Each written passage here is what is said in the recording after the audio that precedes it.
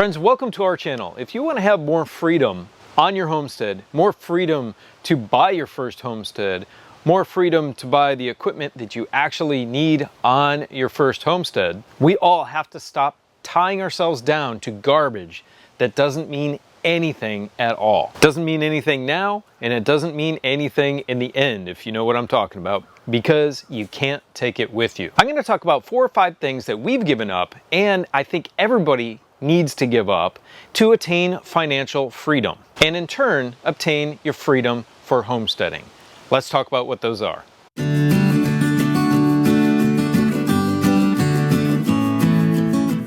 Okay, friends, before I talk about those things that I have stopped buying, and it's been a few years since I stopped doing it, have you ever heard of the no-buy rebellion or the buy-nothing rebellion?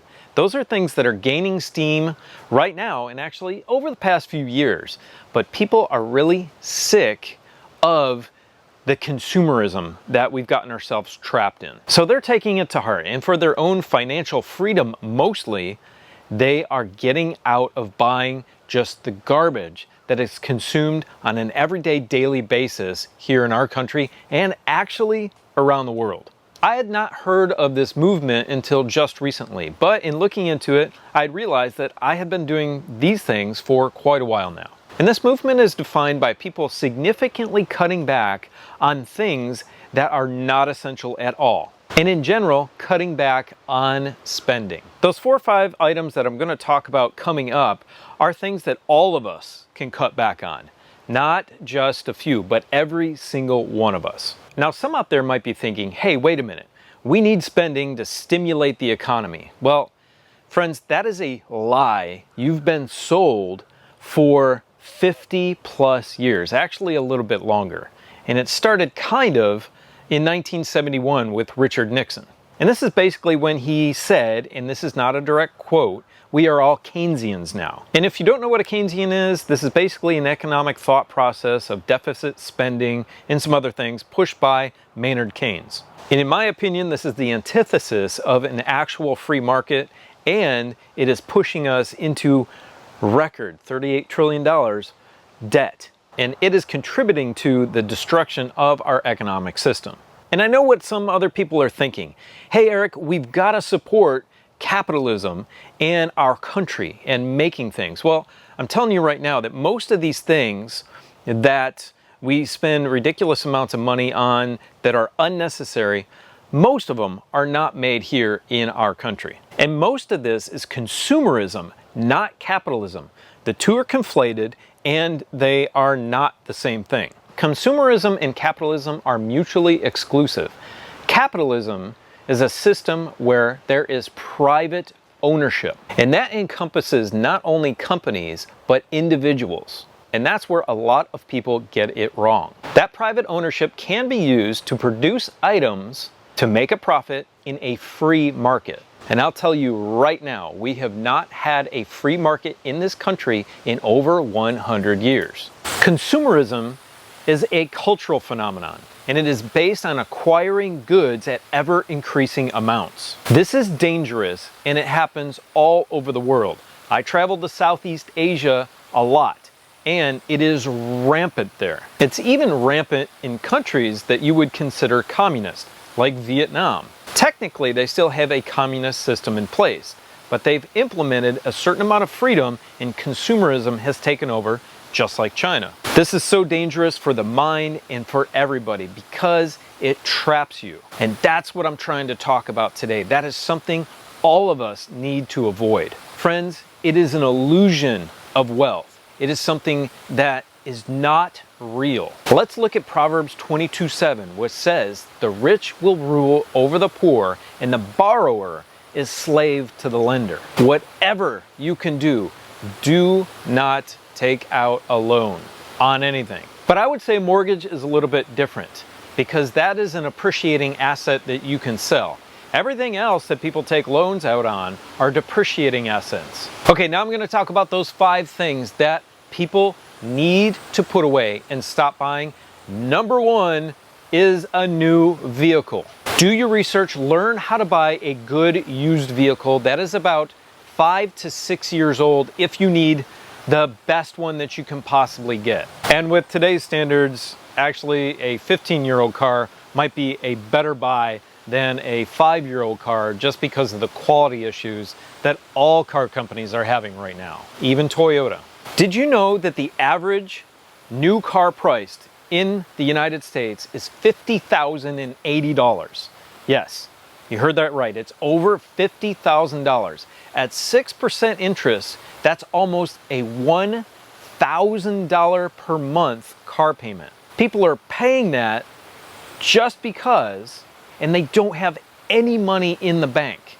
No emergency fund. Nothing for, if the roof rips off your house. Absolutely nothing. But they have a new car. That's the definition of insanity. I personally have not bought a new vehicle from a dealership in 13 years. Because every one of those vehicles in the past lost 20% of its value as soon as I drove it off their parking lot. I have always bought new to me vehicles that are usually 5 to 6, maybe sometimes 8 years old. But you gotta know what you're looking for. So do your research, make sure it's a good quality vehicle. Our tractor is 25 years old now, and I bought it when it was about 17 years old. And now it needs some serious work. So we're thinking about upgrading that one, but it still runs good. I recently purchased, and you probably saw it in the last video, I purchased a side-by-side. That's really helping me speed up the work here on my property. That side-by-side is a 2007 Kawasaki Mule. But again, you gotta know what you're looking for when buying used. And if you haven't seen our video on how to buy a used tractor, click on the link at the top of the screen. Friends, if you are paying 50 grand for a car and you don't have any money in the bank, you're basically an indentured servant.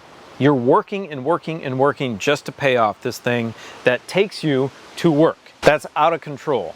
And it's gotta stop. And if you wanna realize those homesteading dreams that you have, go for older quality used vehicles. Okay. The second thing that people spend way too much money on all the time, and they are expensive, is this right here. So I gotta tell you, this is an iPhone 10. It is 8 years old, and it's on its last legs, but it does what I need it to do currently, although the battery is dying. So I have recently upgraded, not to an iPhone 17 that cost over $1,000, but to an iPhone 14. And I hope to keep that iPhone 14 for many, many, many years. And you see this case on here? People switch these out all the time, like it's a fashion accessory, and that's what they've been sold. And if you keep buying these things, they will add up and add up and add up over time, $10, $12, $15 a piece. You could be saving that money. I've had this on here for a long time. And it's the only one I've ever had on this phone. And I think I paid 10 bucks for it. Okay, the next one is actually big, and it gets people so much. And that is, they're trying to exude wealth when they are not wealthy. They are buying home decoration items at a ridiculous rate. New sheets, new towels, new shower curtains, new vases, new this, new that to decorate the house, to refresh the house, to update the house. You don't need it. It's going to cost you a lot in the end. Friends, none of that stuff is necessary, and the money saved on not getting new fancy sheets all the time or new duvet cover, whatever it is, that just spruce the house up a little bit. The money saved is so much more valuable put towards something else. And that goes for this portion of it as well. And that is buying it at discount stores like Ross or TJ Maxx or Burlington Coat Factory, or Garden Ridge is not a discount store, but they have some less expensive items. But you can get lost in that store and totally decorate your house, and it is completely unnecessary. Save that money. Okay, here's another one that will get people all the time, and that is eating out. It is so much less expensive to make your food at home. If you have to meal plan and do prep for lunches for work ahead of time, make the time and do it. It's gonna save you so much down the road. And there's a lot of people too who are getting meals delivered. Like if you're living in the suburbs and you get DoorDash, it is a complete and absolute waste of money if that restaurant is a mile or 2 miles down the road, even if it's 5 miles away. It's not saving you. You're paying a ridiculous amount of money for that service. Money that you can be saving and putting toward your homesteading dreams or whatever other dreams that you have. Since I'm a homesteading channel, that's what I'm going to talk about. You know, if you need a new greenhouse, save the money up, don't buy garbage, and get something like this. Or I've got food still growing in November. The last one that I want to talk about, people need to get rid of, that is entertainment. Now, I know what you're saying. You're like, oh my goodness, well, I need to decompress. Trust me, I know. But putting your hands out here in the soil as a hobby can decompress you more because you're connected with the earth than watching a stressful, violent horror movie or violent war film or whatever it is. Get rid of the Netflix, the Hulu, the Paramount Plus, whatever it is. Get rid of them. Get rid of the cable TV. It's unnecessary. It's a big expense. I know how much my mom spends on cable TV. It's out of control because her service is awful. It's Comcast and it is ridiculously terrible. Stop it. Get rid of this stuff. Downgrade the service if you need something to watch. Friends, the status of these items do not buy freedom or peace at all. If you are buying these things, please stop. Make a personal choice to join the no-buy rebellion. Financial responsibility is often seen as a mostly conservative ideal, but that makes zero sense to me because it should transcend everything, all political lines. So I'm not making this video to talk about politics. I'm making this video to help people with personal freedom. And having no debt is one aspect of freedom, and I want you to be free. Okay, I hope you have a beautiful, blessed day. Now go check out this video series right here, which is how we built this greenhouse with our own 2 hands by ourselves. Take care, and we will see you on the next video.